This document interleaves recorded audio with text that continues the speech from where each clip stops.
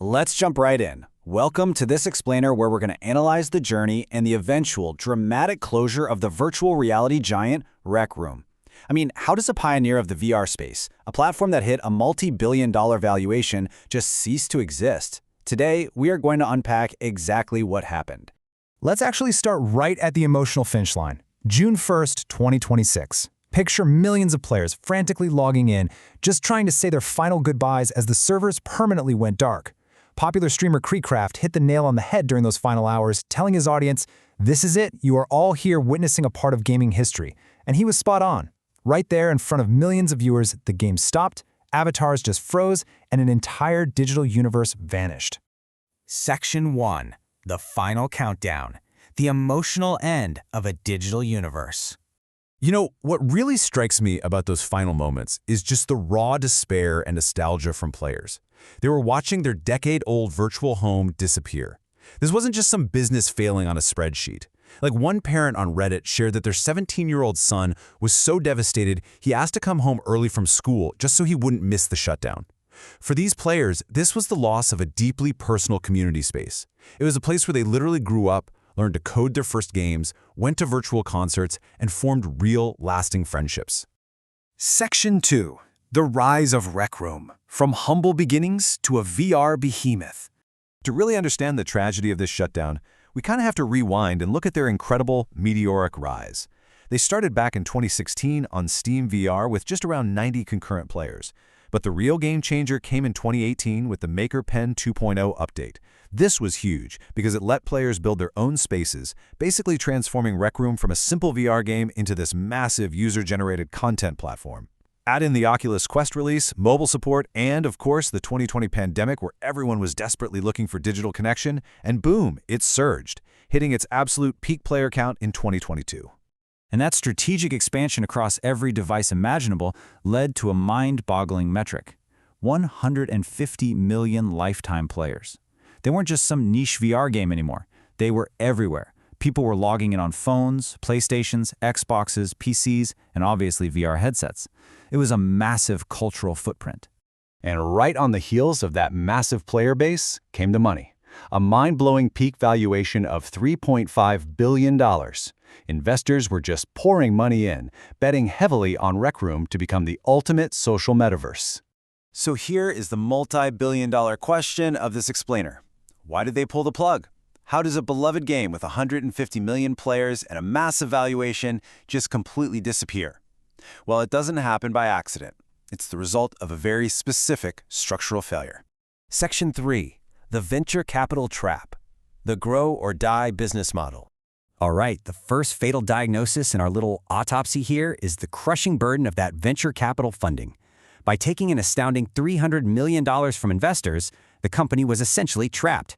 They were forced to chase massive, completely unsustainable user growth just to justify that investment. In the VC world, you can't just be a comfortable, moderately successful company. You have to conquer the whole market. And that made it virtually impossible to ever scale back down to a simple, low-cost operation when things got tough. Section 4. The cost of expansion. Spreading too thin across platforms. This led to a massive disconnect between the player experience and the studio's reality. From the outside, players were seeing endless new platform releases, super generous free cosmetics, and cool new AI tools. But behind the scenes, the studio was literally drowning. Pushing a game out to flat screens, mobile phones, and VR meant they were trying to juggle weekly updates across 9 different platforms. Former developers mentioned on Reddit that this was an absolute organizational nightmare, leaving the studio overwhelmed by completely unsustainable server costs. Section 5. A flawed virtual economy. Players everywhere, but no one is paying. Okay, let's break down why their user-generated economy completely fell apart. First off, opening the floodgates to mobile meant millions of young kids poured in.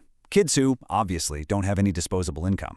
At the same time, the game was just way too generous with free cosmetics, so no one felt the need to actually buy anything. And to make matters much worse, the platform suffered from rampant toxicity and deeply disturbing grooming issues. This predatory behavior completely alienated the older, mature players, the ones who actually had money to spend.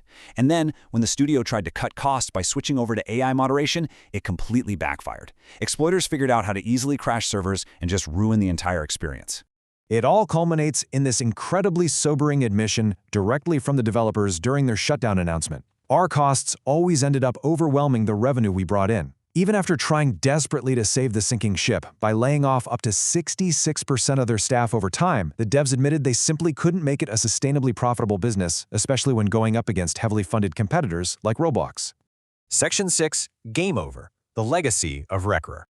Now you might be wondering, and a lot of players ask this on the community forums, why not just put the game in maintenance mode? A state where a game receives no new updates, but the servers at least stay online. Well, because of that massive VC funding and the intense bloat from supporting 9 different platforms, their operational baseline was just way too high.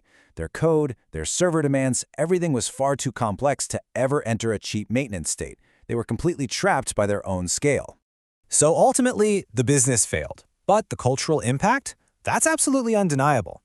Amy, the voice actor for Coach, the iconic announcer in the game, left the community with this really powerful thought. In a final, tearful video message, she said, "All in all, I don't think this is game over, but more like game on for everyone who is graduating." It's such a beautiful reminder that even though the servers are permanently gone, the spirit of creativity, the coding skills people learned, and the lifelong friendships forged there, that's all going to be carried forward by the community into whatever they build next. Which leaves us with this final striking question to ponder about our digital age. As live service spaces grow and fail, what happens to the digital memories we leave behind? When our virtual homes, our safe spaces, and our creative outlets are ultimately tied to venture capital funding and expensive server costs, we really have to ask ourselves about the fleeting, fragile nature of the virtual worlds we invest so much of our lives into. Thank you so much for joining me for this explainer. I really hope it gave you a crystal clear understanding of this fascinating piece of internet history. Keep learning, and I'll see you next time.